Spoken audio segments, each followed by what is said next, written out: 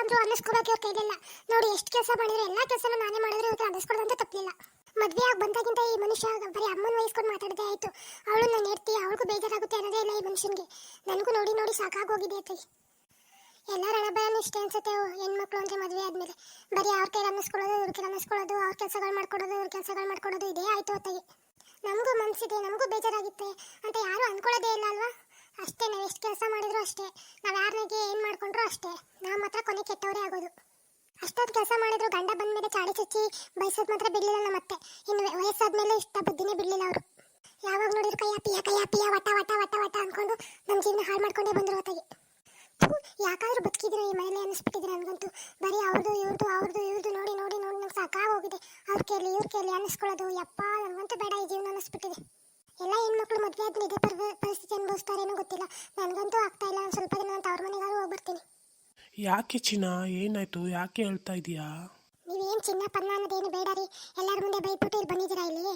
ಅದು ಹಂಗಲ್ಲ ಕಣೆ, ಅಮ್ಮನ ಮುಂದೆ ನಿನ್ನ ನಂಗೆ ನಾನು ಹೆಂಗೆ ವಹಿಸ್ಕೊಳಕ್ಕಾಗುತ್ತೆ? ನೀನು ಹೇಳು. ಯಾಕಾಗಲ್ಲ? ಯಾರು ತಪ್ಪು ಮಾಡಿರ್ತಾರೆ ಅವ್ರಿಗೆ ಬುದ್ಧಿ ಹೇಳೋದ್ರಲ್ಲಿ ತಪ್ಪೇನಿದೆ? ನೀವು ಯಾವಾಗ ನೋಡಿದ್ರೆ ನನ್ನನ್ನು ಬೈಯೋದ್ರಲ್ಲಿ ಯಾವೊಂದು ಅರ್ಥನೇ ಇಲ್ಲ. ನೋಡು, ನಾನು ಇವಾಗ ಅಮ್ಮನ ಬೈಯೋಕ್ಕಾಗುತ್ತಾ? ನಿನ್ನನ್ನೇ ಬೈಬೇಕು. ನಿನ್ನ ಮೇಲೆ ನನಗೆ ಪೂರ್ತಿ ಅಕ್ಕಿರೋದು, ಅಮ್ಮನ ಮೇಲೆ ಅಷ್ಟು ಅಕ್ಕಿಲ್ಲ ಕಣೆ. ಅವ್ರು ನಮ್ಮನ್ನ ಸಾಕಿದಾರಲ್ವಾ. ಸಾಕಿದ್ದಾರೆ ಅಂತ ಏನು ಬೇಕಾದ್ರೆ ಅನ್ನಿಸ್ಕೊಳಕ್ಕಾಗಲ್ಲ ಕಣ್ರಿ. ನೋಡಿ ಇವಾಗ ಎಲ್ಲರ ಮುಂದೆ ನಾನು ಕೆಟ್ಟೋಳಾಗೇ ಇರಬೇಕು. ಇಲ್ಲ ಚಿನ್ನ, ನಾನು ನಿನ್ನ ಕೆಟ್ಟೋಳಾಗಿ ಮಾಡಲ್ಲ. ಇನ್ನು ಸ್ವಲ್ಪ ದಿನ ಸುಮ್ಮನಿರು. ಅಮ್ಮ ಏನು ಜೀವನ ಪೂರ್ತಿ ನಮ್ಮ ಜೊತೆನೇ ಇರ್ತಾರಾ? ಅವ್ರಿಗೂ ವಯಸ್ಸಾಗಿದೆ, ಬಿದ್ದೋಗೋ ಮರ ಅದು. ಏನೋ ಮಾತಾಡ್ಕೊಳ್ಳಿ ಬಿಡು. ಅಲ್ಲ ರೀ, ನೀವು 4 ಗೋಡೆಗಳ ಮಧ್ಯೆ ಎಷ್ಟು ಪ್ರೀತಿ ಮಾಡ್ತೀರಾ ಅನ್ನೋದು ಮುಖ್ಯ ಅಲ್ಲ, 4 ಜನಗಳ ಮಧ್ಯೆ ಎಷ್ಟು ಮರ್ಯಾದೆ ಕೊಡ್ತೀರಾ ಅನ್ನೋದು ಮುಖ್ಯ.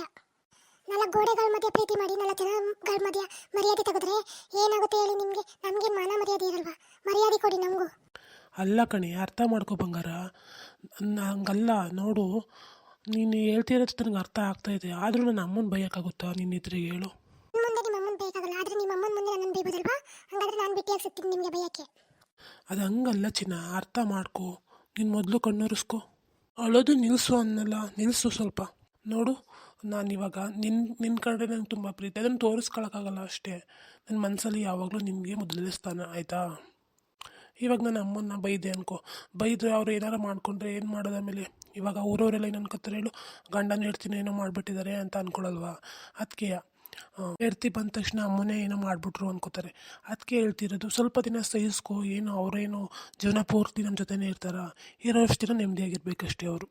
ನೀನು ಬಿಟ್ಟರೆ ನನಗೆ ಇನ್ನು ಯಾರಿದ್ದಾರೆ ಹೇಳು? ನೀನೇ ನನಗೆಲ್ಲ ಅಲ್ವಾ? ನೀನೇ ನನ್ನನ್ನು ಅರ್ಥ ಮಾಡ್ಕೋಬೇಕು. ಹೇಳಿ ಹೇಳಿ ನನ್ನ ಯಾಮಾರಿಸ್ಬಿಡ್ತೀರಕ್ಕಂತೆ ನೀವು. ನನ್ನ ಮನಸ್ಸು ಯಾಕೋ ಸರಿ ಇಲ್ಲ. ಸ್ವಲ್ಪ ದಿನ ನಾನು ಊರಿಗೆ ಹೋಗ್ಬಿಟ್ಟು ಬರ್ತೀನಿ. ಊರಿಗ? ಯಾಕೆ? ಎಷ್ಟು ದಿನ ಇರ್ತೀಯಾ?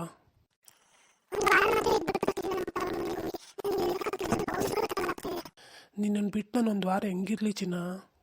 ಇಂಥ ನಾಟಕಗಳಲ್ಲಿ ನಡ್ಬೇಡಿ, ಇರ್ತೀರಕ್ಕಂತೆ ಸುಮ್ಮನೆ ಇದ್ಬಿಡಿ. ನಾನು ಹೋಗ್ತಿದ್ದೀನಿ ಅಷ್ಟೇ, ನಾಳೆ ಹೋಗ್ತೀನಿ. ಆಯಿತು, ಹೋಗ್ಬಿಟ್ಟು ಬಾ. ಅದಕ್ಕೇನು ಕಂಗಾಡ್ತೀಯಾ? ಹೋಗ್ಬಿಟ್ಟು ನೆಮ್ಮದಿಯಾಗಿ 1 ವಾರ ಇದ್ಬಿಟ್ಟು ಬರೋಗು.